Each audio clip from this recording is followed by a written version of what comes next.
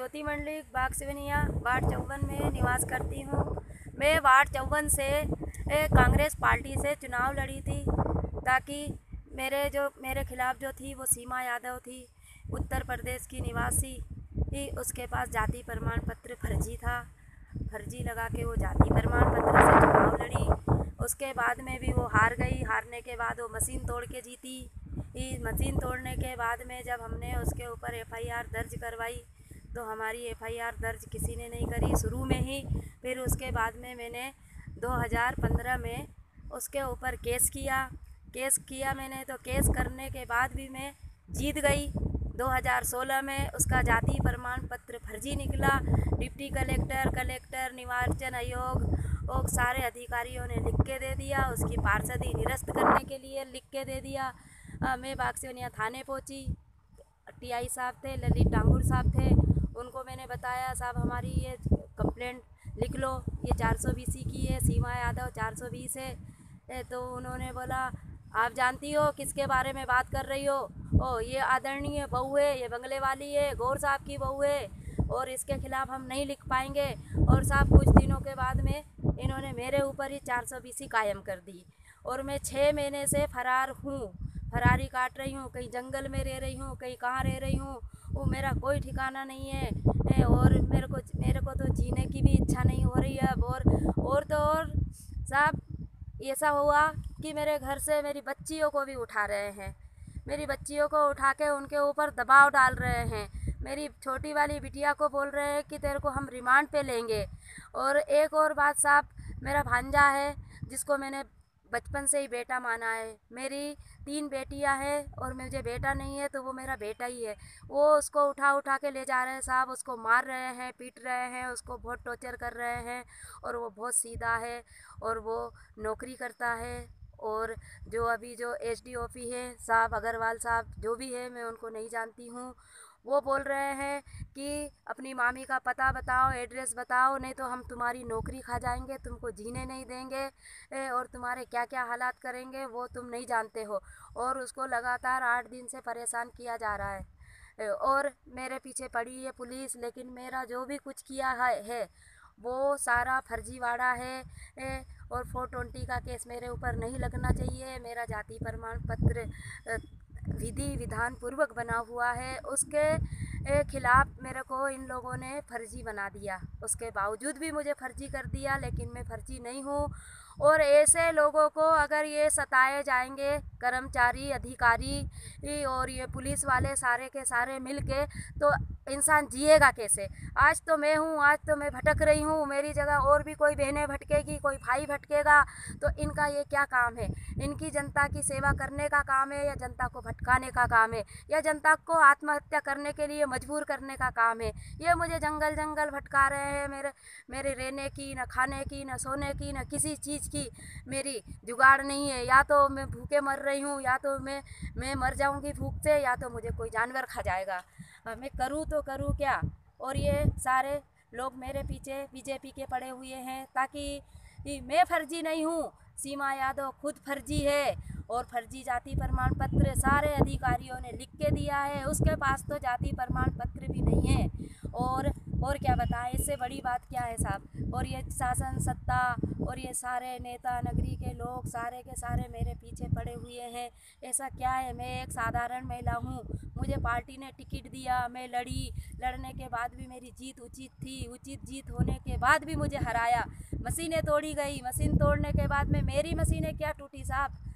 जितने भी 18 लोग थे गोविंदपुरा क्षेत्र के, सारे लोगों के साथ अन्याय हुआ, लेकिन किसी ने बात नहीं उठाई। एक मेरे में दम था जो मैंने ये कदम उठा के और ये चीज़ मैंने आगे रखी सरकार के कि ऐसा हो रहा है। लेकिन मेरी लड़ाई तो जारी है, लेकिन मुझे ही फंसा दिया गया। ऐसे लड़ाई, सच्चाई की लड़ाई लड़ने के लिए मुझे साथ देने वाला अभी कोई नहीं है। और थोड़ी सी लिखा पढ़ी करने के लिए साथ में मनोज चौहान थे, तो मनोज चौहान जी के ऊपर भी FIR दर्ज करा दी गई है। मनोज चौहान को ढूंढा जा रहा है, पूछा जा रहा है कि ज्योति मंडलिक कहाँ है। ना तो मैं मनोज चौहान के साथ हूँ और ना मैं तरुण तिरोड़े के संपर्क में हूँ, ना मैं बच्चियों के संपर्क में हूँ। मुझे ही नहीं मालूम साहब मैं कितनी दूर निकल गई हूँ और कहाँ पे हूँ और कैसे रह रही हूँ। मेरा कोई ठिकाना नहीं है और मैं कभी भी मर सकती हूँ। और ये वीडियो के बाद में मैं शायद मर ही जाऊंगी, क्योंकि मुझे शासन प्रशासन ने, सारे लोगों ने मुझे बहुत टॉर्चर किया है, बहुत परेशान किया है। मैं 4-4 दिन खाना नहीं खा पा रही हूँ, मैं लोगों से खाना मांग के खा रही हूँ। मेरा कोई वजूद नहीं बचा है ज़िंदगी जीने का। अब मैं नहीं जी पाऊँगी और जैसे भी मैं मरूँगी तो मेरी जवाबदारी टोटल सिर्फ मेरी जवाबदारी होगी तो सिर्फ पुलिस वालों की होगी और उन्हीं के पीछे मैं मर रही हूँ। और मेरे खिलाफ SDM रविंद्र सिंह और ललित डांगुर, ये दोनों ने मेरे ऊपर षड्यंत्र रचा है। ऐसा क्या लालच है उसको जो सीमा की इतनी सपोर्ट कर रहा है। सीमा और मेरे में फ़र्क क्या है? वो भी एक लेडीज़ है, मैं भी एक लेडीज़ हूँ। उसने भी चुनाव लड़ा, मैंने भी लड़ा। वो फर्जी है लेकिन उसको फर्जी नहीं माना जा रहा और मैं फर्जी नहीं हूँ तो मुझे फर्जी माना जा रहा है। मेरा जाति प्रमाण पत्र सारे रिकॉर्ड के साथ बना हुआ है। मेरे जाति प्रमाण पत्र में कहीं से कहीं तक कोई 420 नहीं है, लेकिन मुझे 420 का नाम देके और मुझे 6.5 महीने हो गए हैं और मैं फरारी काट रही हूँ। और आज तक मेरे बच्चों के पास पुलिस क्यों नहीं आई? ये 6 महीने के बाद ही क्यों आई?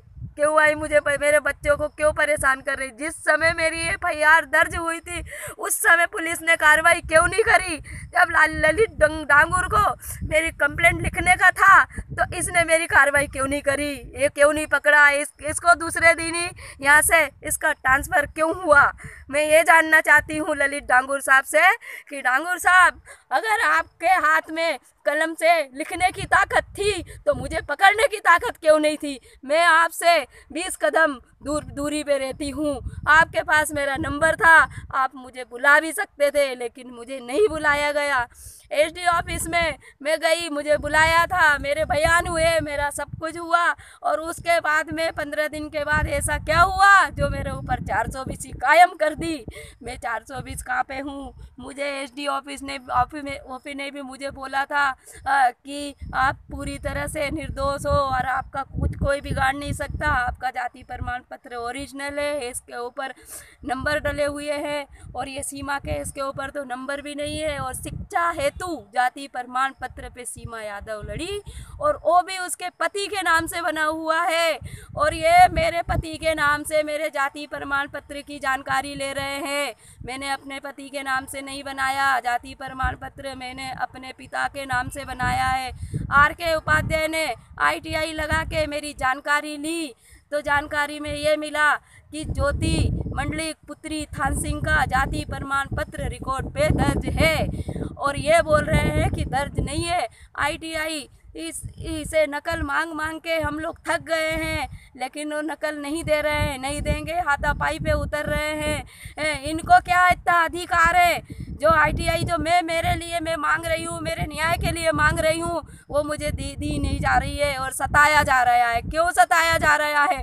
मेरा अधिकार है, मैं मेरे पेपर मांग रही हूँ लेकिन मेरे पेपर मुझे नहीं मिल रहे हैं, दोनों जगह से नहीं मिल रहे हैं। SD ऑफिस से भी नहीं मिल रहे हैं और तहसील से भी नहीं मिल रहे हैं। इतना अधिकार मेरा ही है, लेकिन मेरा अधिकार छीनने का इनको क्या अधिकार है? मेरा अधिकार मुझे देना चाहिए। और मुझे फर्जी कैसे बनाया गया? अगर मैं फर्जी हूँ तो ये जो ITI मांग रहे हैं इसमें नकल मांग रहे हैं, नकल में ये हमको क्यों नहीं दे रहे हैं? जो चीज़ हम मांग रहे हैं वो दे नहीं रहे। हमारा नाम दर्ज है और उन्हीं के वकील साहब RK उपाध्याय ने जो ITI लगा के जो मांगी उसके ऊपर दर्ज नाम हमारा पाया गया है, रिकॉर्ड पे नाम है, लेकिन फिर भी हमें फर्जी बोला जा रहा है। इस हालात में मेरे को जीना चाहिए, मैं जी नहीं सकती क्योंकि ये जीने के लायक मुझे छोड़ नहीं रहे हैं और मैं मर गई तो मेरी जवाबदारी शासन प्रशासन के ऊपर होगी। जय हिंद, जय भारत।